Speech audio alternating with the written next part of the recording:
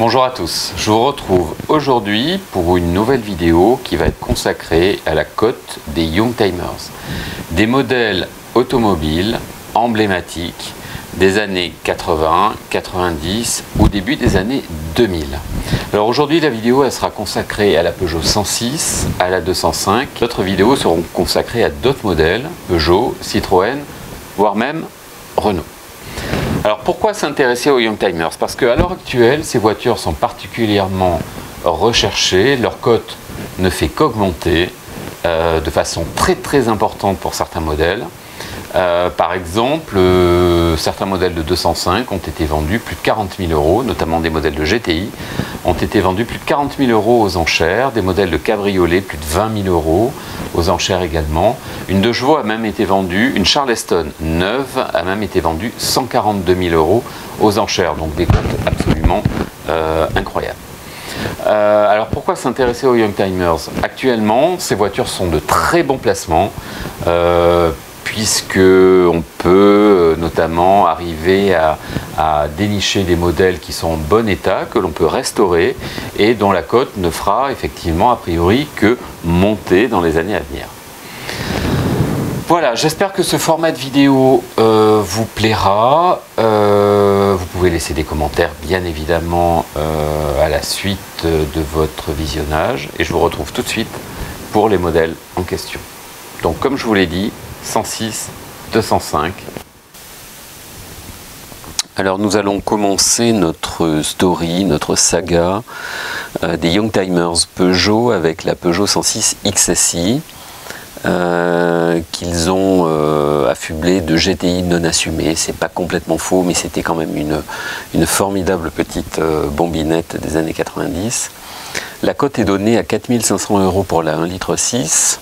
Donc ici il y a une erreur de frappe, c'est 5 500 € pour la 1,4 litre qui sortait en 100 chevaux et 7 000 € pour la Le Mans qui était une série spéciale, limitée, elle est sortie à 1000 exemplaires me semble-t-il, en rouge Lucifer, elle avait une finition spécifique, un intérieur qui était mi-cuir, mi-alcantara, autant que je me souvienne.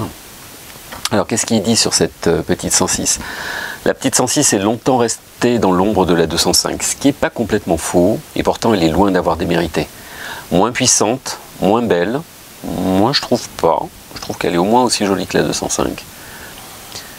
Pas de palmarès, ce qui n'est pas faux non plus, et une appellation XSI peu valorisante, surtout après la flamboyante GTI. Et oui, c'est vrai que la 205 GTI a amplement occupé le devant de la scène pendant très longtemps. Pourtant, la présentation se montrait flatteuse, baguette latérale et extension d'aile, longue portée jaune, spoiler spécifique et béquet couleur carrosserie.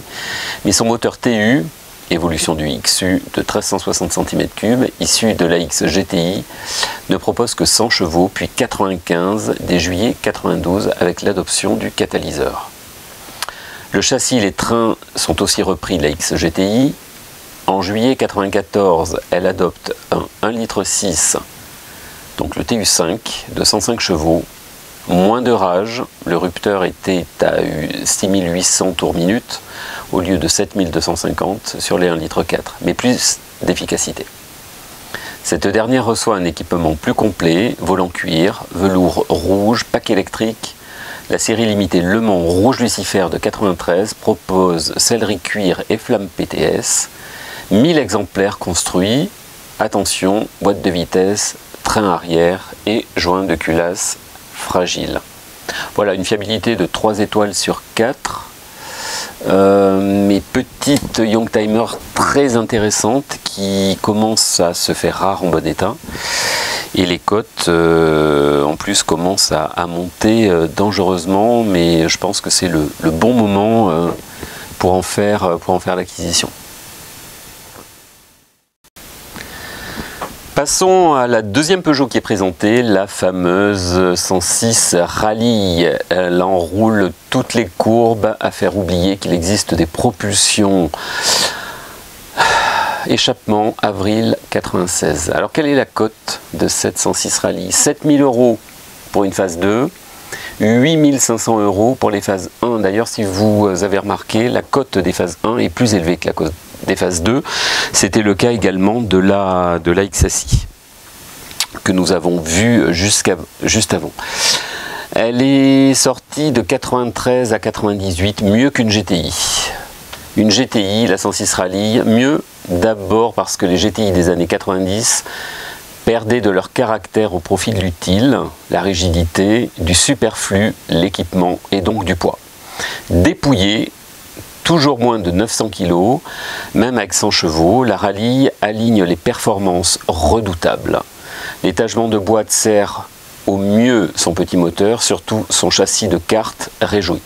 Le train avant se place au millimètre et l'arrière enroule. Sa filiation avec la course et son prix canon, 77 000 francs en 94, étaient les meilleurs arguments. Sur la phase 2, qui est sortie en 96, elle passait à ce moment-là de 1,3 litre à 1,6 litre et donc à 103 chevaux, au grand regret des pilotes de la classe des moins de 1300 cm3, mais tant mieux pour les conducteurs sportifs. Elle s'en tient à un simple arbre à cam en tête et 2 soupapes par cylindre, mais offre des trains de S16 avec des disques à l'arrière notamment. Elle conserve des jantes en tôle et un habitacle dépouillé, une digne héritière de la Simca 1000 Rallye. Vérifiez l'authenticité du modèle, traquez les traces de choc ou de rouille, ça c'est valable pour toutes les sportives notamment.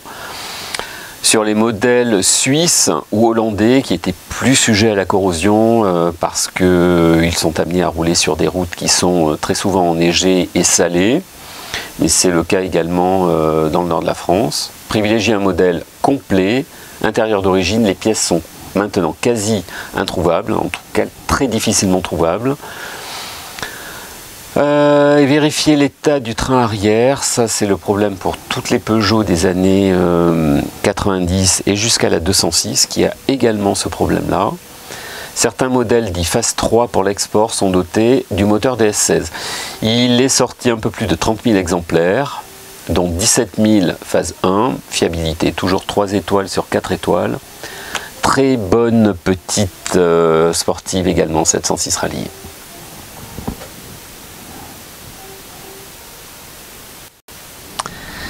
Dernière 106 présentée, la fameuse S16, juste avant que nous passions à la 205, 106 S16, sortie entre 96 et 2003, avec une cote de 6 000 €. Toujours une cote pour un exemplaire complet, en très bon état. Alors il n'est pas spécifié si c'est un état concours, mais bon, je suppose que c'est une cote de voiture en excellent état, bien évidemment. Alors qu'est-ce qu'il dit sur cette petite S16? Le compromis idéal. Les S16, bombinettes d'apparence et bombe au volant remplacent la XSI lors du restylage de 96. Elle se pose comme héritière légitime de la 205 GTI, mais cède à la mode de l'embourgeoisement à grands coups d'équipement. Pneus larges sur jantes alu, alors que vous avez remarqué que la Rallye n'avait que des jantes en tôle, même pas d'enjoliveur plastique, des jantes en tôle qui étaient peintes en blanc, mais qui rendaient franchement très très bien. Mais cède à la mode de l'embourgeoisement à grands coups d'équipement. Donc on a dit des pneus larges sur jantes alu, des sièges avant sport, en velours ou alcantara, des compteurs Jaeger ou VDO, airbag, ABS, volant piqué façon cellier. Attention, la dotation varie selon les millésimes. Elle est réduite en avril 98 pour abaisser le prix d'attaque suite à l'arrêt de la Rallye. Couverte de 4 soupapes par cylindre. Le petit 1,6 litre propose 120 chevaux. C'était le TU5 JP4 qui sortait sur ce modèle. 120 chevaux et des vrais et vigoureux chevaux à bas régime. Bien sûr, question châssis, Peugeot tient le haut du pavé, c'est sa réputation, moins acrobatique que la Rallye ou sa cousine Saxo VTS, très très bonne voiture aussi, nous la verrons dans la section dédiée à Citroën. Excellente bombinette également des années 90, la 106 se la joue plus efficace, plus facile à manier tout en restant performante. Le bon compromis entre la sportive racée et l'auto-promenade. Il en est sorti un peu plus de 34 000 exemplaires pour une fiabilité de 3 étoiles sur 4. Voilà, Alors maintenant, nous passons à la 205 Superstar. La 205, en fonction des modèles, bien sûr, une cote qui est très variable. Si on se base sur une Junior, série limitée au départ qui est intégrée ensuite au catalogue, la GL, la SR, la Sacré Numéro, qui était très bien équipée d'ailleurs, 2000 € en moyenne pour une voiture en très bon état. Pour une XS, une GT, voilà, dès que l'on passe à des modèles un petit peu plus sportifs, la cote monte, 4000 €, XS GT, 5500 € pour une Roland Garros, 11 000 € pour une Gentry. La 205 Superstar qui est sortie de 83 à 99. Superstar, 3 ou 5 portes, fourgonnette, sportive, cabriolet, luxueuse, essence, diesel, turbo diesel ou série spéciale ou limitée, toutes plus cool les unes que les autres. Alors des superbes séries spéciales telles que la Lacoste, la Green, l'Indiana. C'est d'ailleurs celle qui est présentée ici sur cette image. Très belle Indiana, avec son intérieur beige et ses sacoches, notamment au dos des sièges, et en guise de fourre-tout sur les portes. Très sympa cette Indiana. Il y avait aussi la Champion, la Roland Garros bien évidemment, la Look, la Génération, qui étaient les derniers modèles de 205 sortis. La 205 a connu une carrière phénoménale et sauvé un lion bien malade. Et oui, sans la 205, Peugeot n'existerait plus aujourd'hui. Les exploits sportifs de la Turbo 16 de groupe B accompagnèrent un succès commercial international puisqu'elle fut vendue dans 140 pays. Culte, elle a séduit toutes les franges de la population grâce à sa ligne élégante due à l'équipe du fameux Gérard Velter et à ses qualités routières extraordinaires.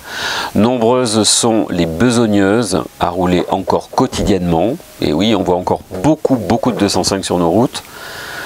Les pièces mécaniques abondent et nos garages les connaissent sur le bout des doigts.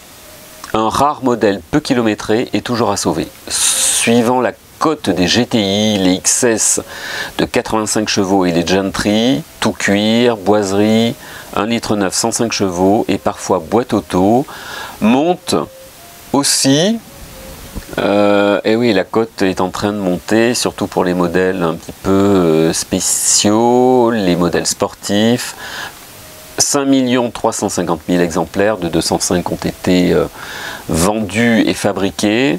Fiabilité de 3 étoiles sur 4. On passe maintenant à la 205 Cabriolet. Alors la cote est très variable bien sûr en fonction des modèles. Par exemple une Junior qui était le cabriolet, on va dire, d'entrée de gamme de la 205. 4 000 € pour la CJ, 9 500 € pour la Roland Garros, c'est celle que je possède. Une CTI a à peu près la même cote, elle est donnée environ pour 9 500 €. Donc la 205 Cabriolet est sortie de 86 à 1995 et le slogan était que le vent m'emporte. Amateur de cabriolet accessible des années 80, la 205 vous fait les yeux doux. Avec elle, Peugeot renoue avec la tendance montante des cabriolets sur base de sa citadine phare. Pininfarina s'est penché sur son cas dans les limites que la base de la 205 imposait. La collaboration avec le carrossier italien remonte aux années 1950 avec la 403. La 205 décapotable était assemblée, peinte et vernie à Turin dans les usines de Pininfarina et ne peut se passer d'arceau. Alors c'est vrai que c'est un petit peu dommage cet arceau, ça nuit un petit peu à la ligne. Moi personnellement ça me gêne pas énormément, ça donne de la rigidité à la caisse et en cas de retournement on est bien content quand même d'avoir cet arceau. Mais bon, c'est vrai que la ligne serait un petit peu allégée sans l'arceau. De finition. Au départ, la CT avec le 1360 des XS et GT, le moteur de la 104 était le premier moteur qui était monté sur les 205 et la CTI avec le 1,6 litre de 115 chevaux de la GTI. Mais sans le train avant triangulé, alors c'est vrai que le train avant était un petit peu moins incisif que sur la GTI. Mais bon voilà, le manque de rigidité en fait de la caisse de la 205 empêchait de mettre ce fameux train avant triangulé des GTI. Sympathique CJ, aussi, qui a débuté d'abord à 75 chevaux, non, 70 chevaux, pardon, à intérieur jean, à la place des CT en 89, et ultime CTI avec moteur 1,9 litre 105 chevaux des Gentry. En 1990, c'est la Roland Garros qui se dévoile avec sa robe Vertibreak, son intérieur mi-cuir, mi-tissu, gris anthracite, vieillissant mal, malheureusement. Moi j'ai de la chance d'avoir encore un très bel intérieur d'origine, et sa capote électrique. De loin la plus chic, la mieux équipée, et une cote qui monte. Alors il est sorti 72 142 exemplaires de la cabriolet, avec une fiabilité également de 3 étoiles sur 4.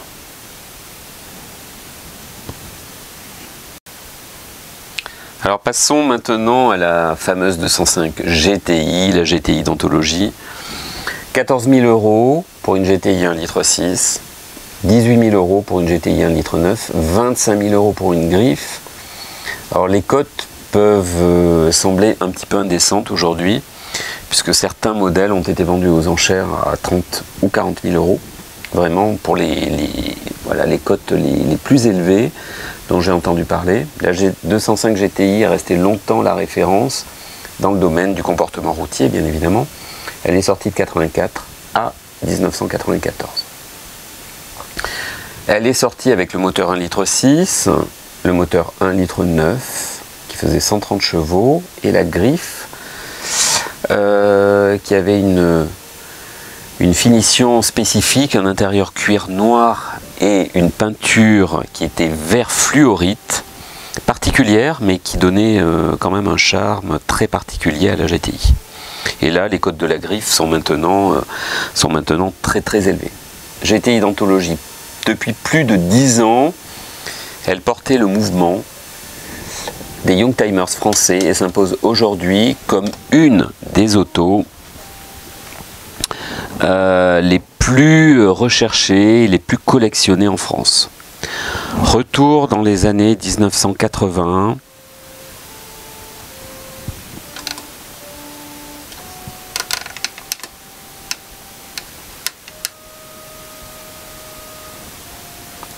Retour dans les années 1980 avec les 205, 105, 115 et 130 chevaux. Peugeot a fait basculer à son avantage le phénomène GTI. Son succès repose autant sur des notions subjectives, style fort, que sur des atouts techniques, des atouts qui sont liés à de la performance et l'efficacité, comportement dynamique. Le look est parfaitement au point, jantes alu, façon turbo 16, baguette latérale, marquée de rouge, élargisseur d'aile et longue portée jaune. On reconnaît la 1,9 litre lancée en septembre 86 à ses jantes en 15 pouces et ses disques arrière. La vivacité de ses réactions exigeait un certain niveau de pilotage. C'est vrai que la 205 GTI est réputée être une voiture un petit peu pointilleuse à conduire pour celui qui la pousse un petit peu dans ses retranchements. Donc un certain niveau de pilotage robuste, ça c'est vrai que les moteurs sont très solides. Les GTI sont victimes de leur brio et de nombreux exemplaires ont pu souffrir des années fun. L'explosion de la cote a permis de belles restaurations, heureusement, restylage mi-87, notamment de la planche de bord, puis mi-90 avec les clignots blancs et les feux fumés. L'ABS était en option, la griffe sur base de 1,9 litre, donc vert fluorite, jante anthracite, très belle, ABS, 1000 exemplaires en France, 3000 exemplaires à l'export, tous avec tour ouvrant, atteint des prix délirants.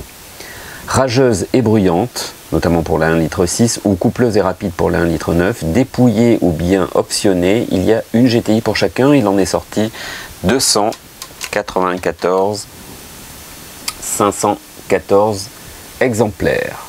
Fiabilité également de 3 étoiles sur 4. Allez, on termine aujourd'hui par la Peugeot 205 Rallye avec une cote de 16 000 €. Elle est sortie entre 88 et 92. Le fun avant tout. La raison d'être de la 205 Rallye, c'était de procurer aux pilotes amateurs une bonne petite groupe N pour aller claquer les chronos dans la petite classe des 1300. Citroën avait ouvert la voie avec la X Sport, sévèrement jugé à sa sortie, et Peugeot avait rendu une copie quasi parfaite avec la 205 Rallye. Sous le capot, c'est un 1294 cm3, c'est un moteur TU de 103 chevaux, 80 chevaux au litre, alimenté par une paire de gros Weber, les gros carburateurs Weber, un petit peu difficile à régler. Il y a des garages qui sont spécialisés dans le réglage de ces carburateurs double corps et affûtés par Danielson. Les performances sont au diapason grâce au dépouillement extrême et à des arbres à cames pointus, au point de faire galoper les chevaux même au ralenti. Derrière les roues tôles de 13 pouces, le train avant triangulé de la 205 GTI, mais des tambours arrière de 205 GL. Unique robe blanc neige et adhésif Peugeot, Talbot Sport. Les bémols sont les mêmes que pour toutes les autos typées course. Il faut bien sûr, avant tout achat, vérifier la caisse, des traces de choc, de marbre, de soudure, moteur ayant souffert, tout dépend comment la voiture a été entretenue et conduite, et réglage des carbus qui nécessitent effectivement des connaissances bien particulières, ou alors connaître un garage qui est capable de régler ce type de carburateur. Il en est sorti un peu plus de 31 000 exemplaires, avec une fiabilité également de 3 étoiles sur 4. Voilà, c'est terminé. J'espère que cette vidéo vous aura plu et je vous retrouve très bientôt pour une nouvelle vidéo consacrée à d'autres modèles automobiles Youngtimers. À très bientôt et soyez prudents sur la route.